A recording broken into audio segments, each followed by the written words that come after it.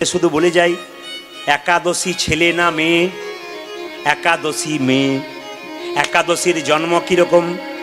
ভগবান বিষ্ণুর সঙ্গে একটা অসুরের যুদ্ধ হচ্ছে। ভগবান চালাকি করে যুদ্ধে হেরে গিয়ে একটা পর্বতের গুহায় ঢুকে পড়ল। অসুর ছুটে গিয়ে যাবে কোথায় এই বলে যেই না অসুর ছুটে গেছে, সঙ্গে সঙ্গে ভগবান বিষ্ণু কি করলো, নিজের শরীর থেকে একটা অপূর্ব জ্যোতি সৃষ্টি করলো। সেই জ্যোতি থেকে একটা রমণী সৃষ্টি হলো। সেই রমণী চিৎকার করে বলল, এ অসুর আয়, কাছে আয়। যেই না কাছে এসছে, অসুরের মস্তক ছেদন করেছে। ভগবান বিষ্ণু বলল, বারে মেয়ে, আমি যাকে মারতে পারলাম না তুমি মেরে ফেললে।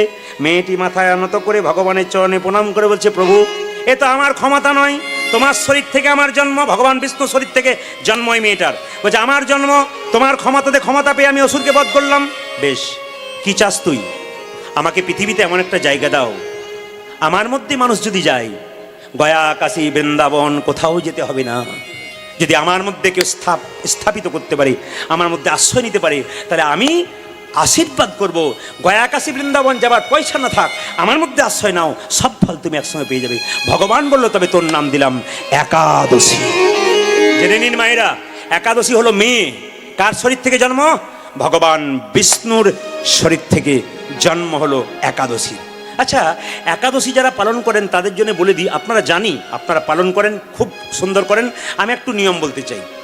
একাদশী দ্বাদশী যুক্ত একাদশী ভালো, দ্বাদশী লাগবে সে একাদশী করতে পারেন, তাহলে ভালো। এবার বলে দিই মায়েরা, একাদশীর আগের দিন থেকে কিন্তু আপনার কাজ আছে। একাদশীর আগের রাত্রিতে আপনি ব্রাশ করে নেবেন। কালকে সকাল থেকে একাদশী পালন করবেন, আজকে রাত্রিতে ব্রাশ করতে হবে আপনাকে, কাল সকাল করা যাবে না। আজকে জিভ ছুলে নিতে হবে, কাল সকালে জিভ ছুলতে পারবেন না। প্রশ্ন করবেন কেন আমরা তো করি না, ভুল করছেন।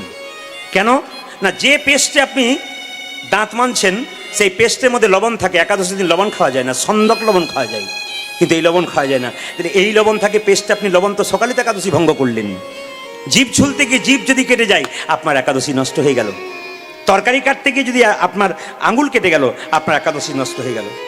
একাদশীর দিনে পঞ্চশস্য খাওয়া বারণ। ওর মধ্যে পাত থাকে কি? চাল, গম, ভুট্টা, সরিষা, ডাল। আপনারা অবাক হয়ে যাবেন, আমার মোবাইলে অন্তত 100 থেকে 150 জনের বিএসএফ জওয়ানের ছবি সহ নাম্বার আছে। একাদশীর দিনে আমাকে প্রত্যেকে প্রণাম জানায় এবং বলে আমরা একাদশী করছি। এত বড় একটা চাপের মধ্যে থাকে, তবু একাদশী ভরে না। বললাম কেমন আছো?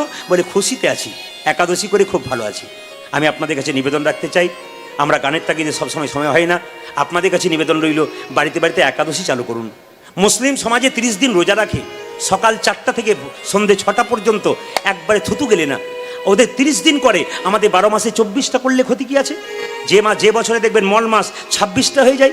তাছাড়া আরও আছে শিব চতুর্দশী করুন, সেদিন নির্জলা থাকুন।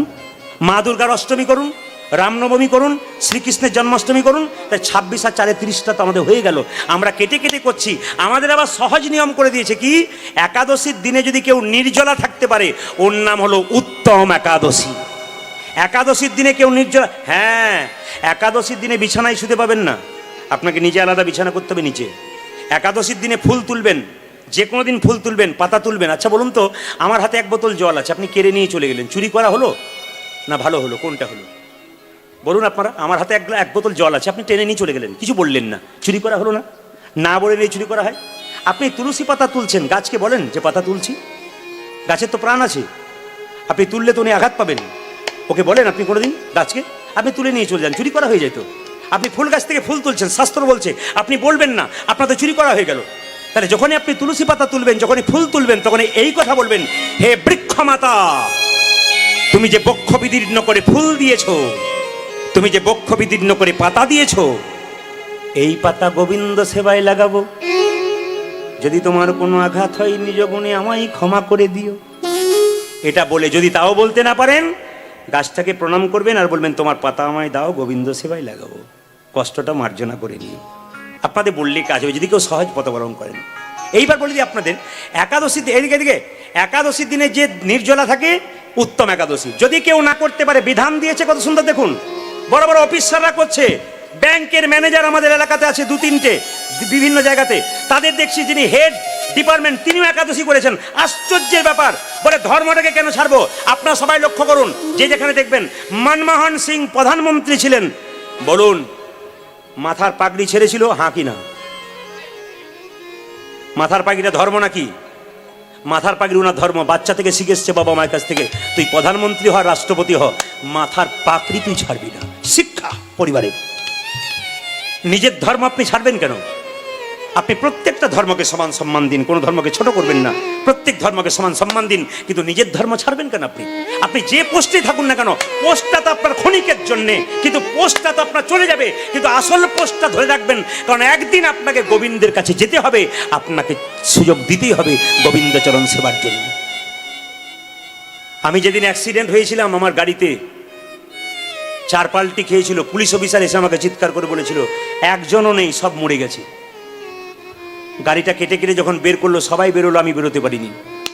আমাকে পাগুলোকে টানতে টানতে বের করেছে, ভাবলো ইনি মরে গেছেন। আমি যখন বেরিয়ে এলাম তখন আমার এইখানটা একটু কেটে গেছে। অফিসার বললেন, আচ্ছা এইরকম একটা অ্যাক্সিডেন্ট আমি জীবনে দেখি নাই, দেখেছি অনেক অ্যাক্সিডেন্ট, সবগুলো মারা গেছে, এরকম দেখি নাই সবাই বাঁচলো, আচ্ছা আপনি বাঁচলেন কি করে? সেদিন অফিসার বললেন, কেন বাঁচলেন, কি করে বাঁচলাম? বললাম স্যার কীর্তন করি বলে। একটা জিনিস আপনাকে দেখাই, শ্রীমদ্ ভাগবত গীতাটা বের করে বললাম, এইটার জন্য বেঁচে গেলাম। পুলিশ অফিসার ছমকে গেলেন। আমি যখন গেলাম 10 দিন পর ওনার কাছে, উনি বলেন আপনার গাড়ি তো শেষ হয়ে গেছে, 10 দিন পর আসবেন, 10,000 টাকা নিয়ে আসবেন, ট্রেনে নিয়ে এসছে, আপনি টাকা দিয়ে নিয়ে চলে যাবেন গাড়িটা। অফিসে যখন গেলাম, উনি মাথা নিচু করে বসে আছেন, বাঘের মতো গর্জন যার, মাথা নিচু করে বসে আছেন। জিজ্ঞেস করলাম স্যার চুপ করে আছেন কেন? আজ আর টাকা নেব না, যে টাকাটা নিতাম গোবিন্দ সেবায় লাগাবেন। আমাকে একটা জিনিস দেবেন প্রদীপবাবু? বলে কি?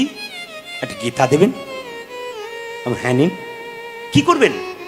সারা জীবন তো টেনশনে রইলাম, চোর ডাকাতকে নিয়ে কারবার করতে করতে মনটা তো গোবিন্দকে দিতে পারলাম না দাদা। আর 4 বছর চাকরি আছে, সারাটা জীবন কি করব? পেছনটাকে ভুলে গিয়ে শ্রীমদ্ ভাগবত গীতাকে সঙ্গে নিয়ে আমার জীবনটাকে সুন্দর করার চেষ্টা করব।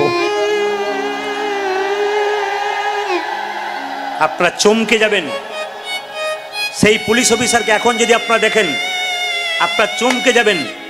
ওনার সেই পোশাক ভুলে গেছেন, তিলক নিয়েছেন, মালা নিয়েছেন, ঝোলা নিয়েছেন। ওনার পাশে গ্রামে কীর্তন করতে গেছিলাম, উনি বলেন আমাকে চিনতে পারছেন? আমি খুব একটা বুঝতে পারলাম না। আমি যেদিন আপনি মৃত্যুর পরোনা থেকে বাঁচলেন, আমি সেই দিনের গীতা এখন আমার পকেটে আছে। এই দেখুন, মানুষের পরিবর্তন হয় চেতনা ছাড়া হয় না। না ঠকলে হয় না, না দেখলে হয় না, না শিখলে হয় না, না ঠকলে গোবিন্দের কৃপা পাওয়া যায় না। চোরও সাধু হয়ে যায় যখন সে ঠকে যায়। একাদশী, উত্তম একাদশী কাকে বলে বাবা? এদিকে নির্জলা একাদশী, মধ্যম একাদশী কি? যদি তাও না পারেন তাহলে কি করবেন? সবাই করতে পারবেন। একটু ফল খাবেন, একটু দুধ খাবেন, যদি তাও না পারেন একটা শাকার সবজি খাবেন, কাঁচা কলা, পেঁপে, সবই তো খেলেন, পেট তো ভরেই গেল। একাদশী তবু করা যায়, তবু বললেন পণ্ডিত এই একাদশীটার নাম মধ্যম একাদশী। আর একাদশীর দিনে অনেকে বলে, অনেক গুরু আবার বলে আজকে আটা খেলেও অসুবিধা নাই, ওই দিন একাদশী হয় না, আটাদশী হয়। আমি একবার এক জায়গায় গান করতে গিয়েছিলাম, একজন ভদ্রলোকের বাড়িতে বাসা, তিনি বললেন আমাদের সবাই একাদশী, আপনি করুন। বললাম করবো না কেন, কোনো অসুবিধা নাই। একাদশী করেছি, 8 রকমের ফল, 8 রকমের ফলের রস, 3-4 রকমের সবজি, তারপর 3-4 রকমের দুধের পায়েস নিয়ে আমাকে বলছে বেশি কিছু করতে পারলাম না। আমি মনে মনে ভাবলাম এরকম একাদশী হলে প্রতিদিন করলে আমার কোনো অসুবিধা হবে না। নির্জলা একাদশীটার নাম উত্তম একাদশী, ফল খেয়ে সবজি খেয়ে ওটার নাম মধ্যম একাদশী। আর আমি যেদিন একাদশী করেছিলাম ওটার নাম ধমাধম একাদশী। যা পারবেন খাবেন। একাদশী দিনে মুখ ঝুটা করতে নাই, মানে বারবার মুখ ঝুটা করতে নাই, মুখটাকে এঁঠো করতে নাই। কেমন? ভাগবত বলল আপনার পেটটাকে 4 ভাগ করলে রোগ আপনার হবে না। ডায়েটিং করার জন্য ডাক্তারের কাছে যাবে না, ভাগবত আগেই শিখিয়ে দিয়েছে ডায়েটিং কি করে করতে হয়। পেটটাকে যে 4 ভাগে ভাগ করা যায়, 2 ভাগ খাবার খান, 2 ভাগ ফাঁকা রাখুন, 1 ভাগ জল রাখুন, আর 1 ভাগ ফাঁকা রাখুন। এইখান থেকেই তো রোগ সৃষ্টি। এই খাবারে যত জীব মরে, জীবে এইটাতে তো মরছে সবাই। এই জন্য আপনাদের কাছে নিবেদন রইল 15 দিন পর পর একবার যন্ত্র রেস্ট হবে। আমার দিকে